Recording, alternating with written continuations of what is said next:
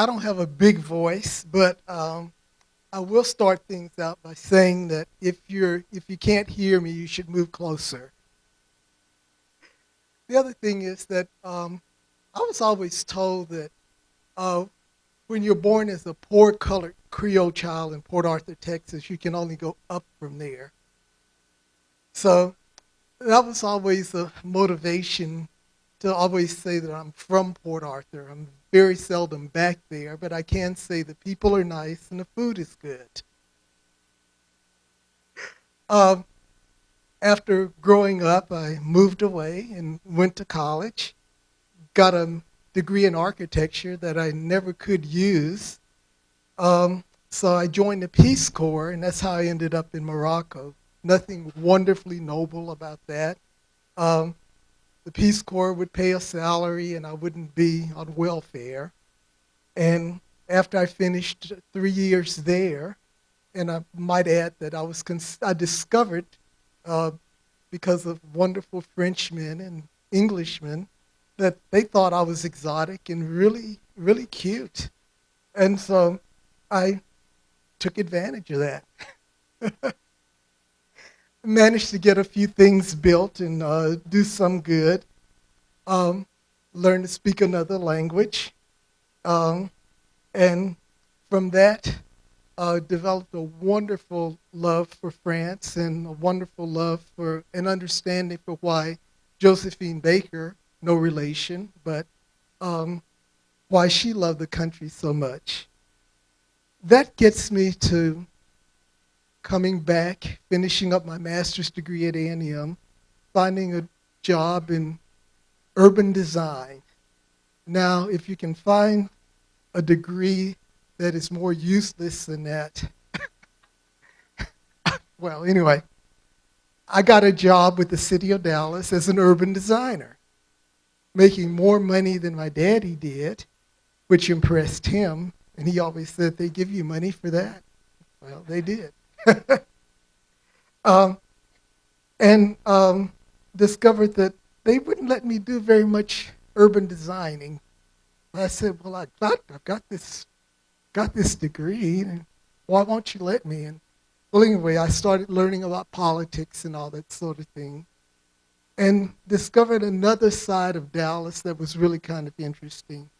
Coming from a Creole culture where parties and entertaining and having a good time was part of the way that we grew up, um, some friends said, well, why don't we go to a bar? And I'd never really been to gay bars before. And that was where I ran into the first real bout of true racism that I had to deal with in a way that couldn't be denied. Being asked for 4 different pieces of ID, and some of the ladies in the audience might remember those times in the 70s through about the 80s where open-toed shoes weren't allowed, that sort of thing. And that really confused me because I thought, well, these aren't like the Frenchmen and Englishmen I'm accustomed to. But this led to, well, what do you do?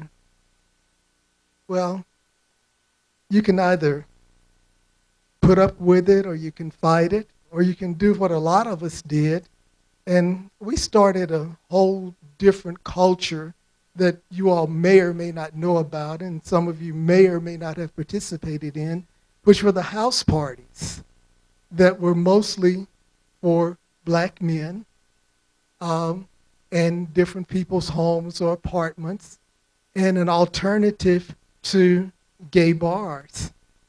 Fast forwarding a little bit, because there is a bit of a happy ending here, is that things did get better, where that sort of prejudice and that sort of narrow-mindedness went away, and the need for house parties um, wasn't as great, but we had a lot of fun, met a lot of interesting people you wouldn't have ordinarily met in a bar, um, and a lot of good food, a lot of good music.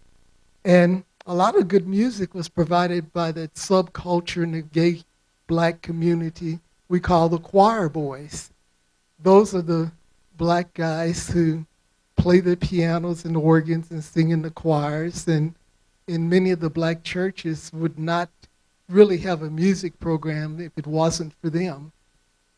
Well, um, this had a sideline because I got into volunteerism, into activism and stuff like that because being turned away still because I've got two French godsons, by the way.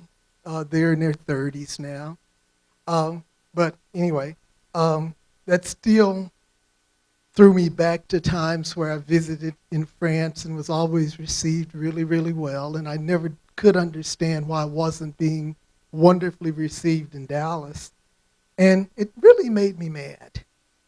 So Laurie Palmer was our council member at that time, and I thought, well, I'll write a letter and just let her know about this. Well, there were several letters back and forth. Nothing really came of it, but it was one of those things where I did understand more about Dallas politics, about the Dallas way, how things are done and aren't done. And because I didn't want to go back to Port Arthur, how to help Dallas evolve to its next level. Um, you volunteer and you do a really good job. And people discover that, well, you're black. And then they go, and you're gay, but you did a really good job. And you go, well, yeah. And you educate people to the fact that a lot of this stuff, even though it's important and necessary, and it raises money for a lot of good causes, it isn't really all that hard if you've got a good Rolodex. This was in the days before computers and handheld devices and really good index card list and an invitation list and things like that. A few good family recipes, and you can get a gang of people to come and give money for almost anything. Well, this gets me to uh, maybe fast forwarding even now after working 26 years for the city of Dallas in various capacities because um, nobody really knew what to do with me. And so I went from department to department, got laid off a couple of times. But at the end of 26 years, I retired. And um, so the day before I retired, got a call from my doctor who said that I had cancer.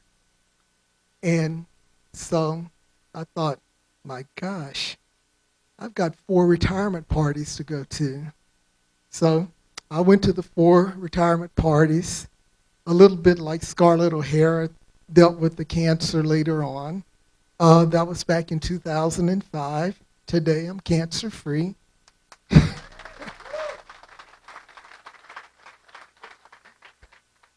Did some more types of volunteering, everything from my neighborhood to my church to working back, doing volunteer work at A&M to help get more black students as part of the regular student body rather than on the basketball team or the football team, and enjoying the fact that